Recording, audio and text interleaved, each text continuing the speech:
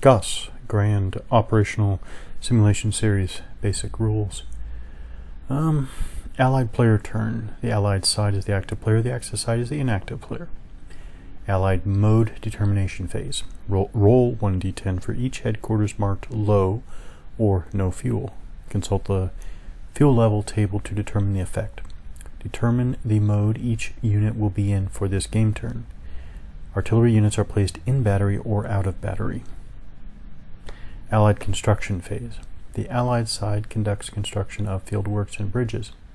All FW and bridge markers, it's fieldworks I think, all FW and bridge markers eligible to be finished are flipped to their completed sides. Advance the construction of bridges by removing hit markers from under construction markers. Start construction of bridges and FWs by placing under construction markers of the appropriate type in hexes where the construction is being initiated. If time of construction is greater than 1 game turn, place hit markers equal to the number of game turns required to complete the construction. Demolition segment. Engineer units may attempt to destroy bridges. Allied movement phase. The Allied side moves units. Units in maneuver reserve, MR, or exploitation, exploit mode, may not be moved. Combat reserve designation segment. Eligible units may have combat reserve, CR, markers placed on them. Units designated CR may not move. Movement segment. Units are moved in strict order. Ground interdiction may take place during this segment. Delay markers may also be placed. Delay markers. Units in tactical mode, strategic road movement, tactical road movement, tactical non-road movement, units in PA mode. Quick instruction segment. The Allied side may finish FWs eligible to be completed at this time. Note the only form of combat that may occur during this movement phase is enemy air interdiction attacks against moving units. Axis exploitation phase. Axis formations in maneuver reserve mode may enter exploitation mode. Note, Axis formations may have entered exploit mode during a friendly mode determination phase. Axis units in exploit mode may move up to 1/2 of their MA and may conduct overruns. Exploit units may be subject to ground support attacks while moving and if conducting an overrun to artillery FS missions. Note, during night game turns a unit in exploit mode may be moved its full MA, but each side only gets 1 exploit movement phase. Allied combat phase. The steps used to resolve combat occur in the following order. Attacker designation segment. The Allied side designates which units will make tactical assaults and then attempts to remove delay markers. Replacement segment. Eligible Allied units may receive REPs, replacement points. Fire support segment, FS. Both sides may perform air, artillery, and naval FS missions and naval FS missions. The below sequence must be followed in order. Offensive air support, the Allied side conducts ground support missions. Defensive support, the Axis side conducts artillery, then either air or naval missions. Offensive support, the Allied side conducts artillery and then naval missions.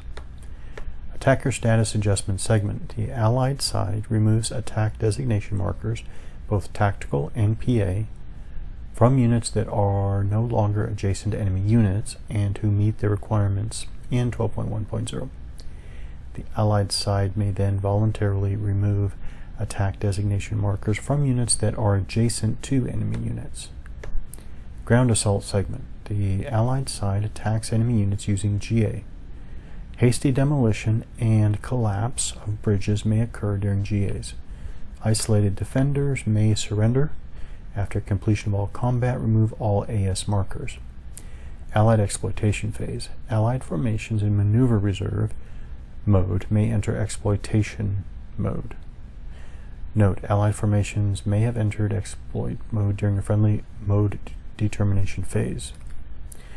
Allied units in exploit mode may move up to 1/2 of their MA and may conduct overruns.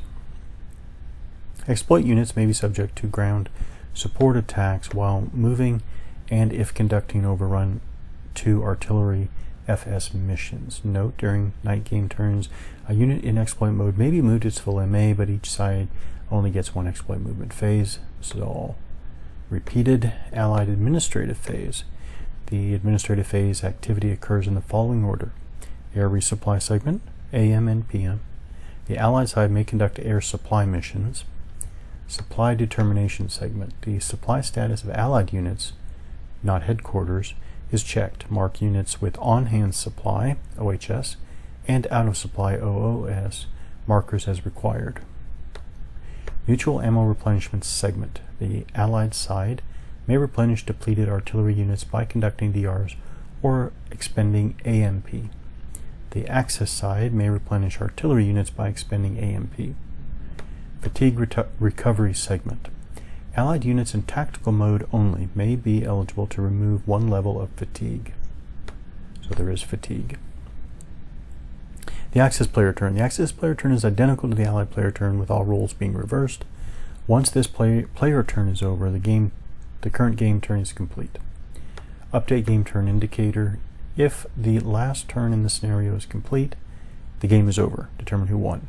If the scenario being played has sudden death victory conditions, determine if those conditions have been triggered. Otherwise, the game turn marker is advanced to the next turn and a new game turn, GT, begins. Night GT exploitation phase. The SOP for night game turns is identical to AM and PM game turns, except for the exploitation phases.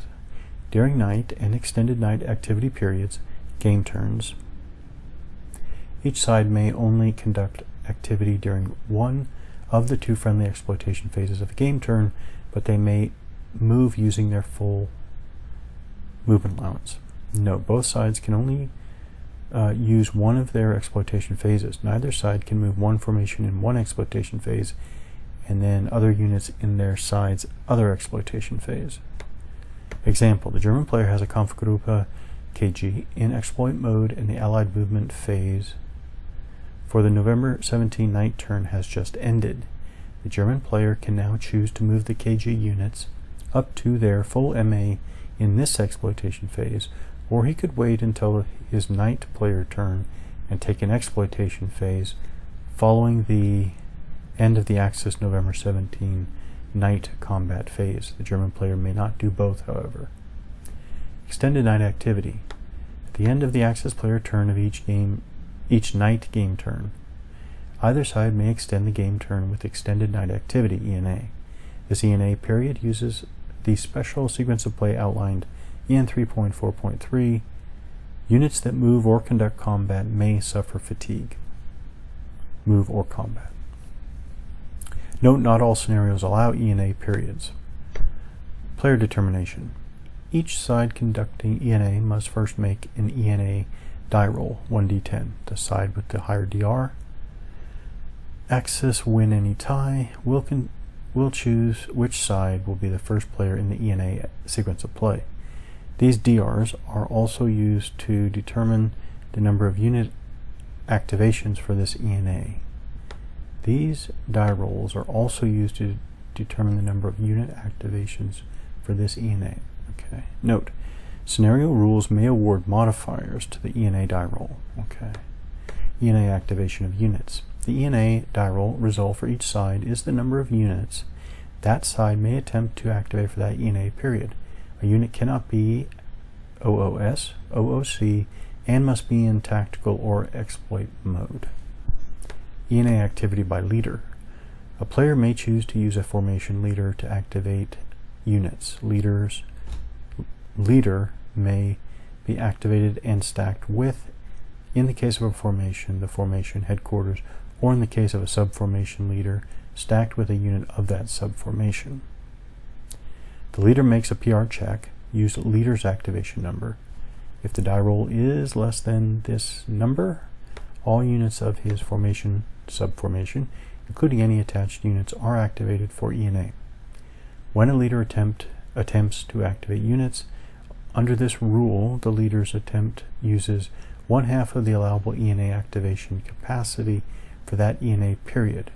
If the leader failed his ENA activation die roll, none of the units may activate. However, 1/2 of the allowable number of activated units is still considered used. Example, the Allied player rolled an 8 on his activation DR. General Rose, 2nd U.S. Armored Division, is active. His activation number is 7 and he rolls a 6. All units of the 2nd Armored Division may activate for ENA, leaving the Allied player 4 more units able to activate for ENA, 1/2 of activation die roll of 8.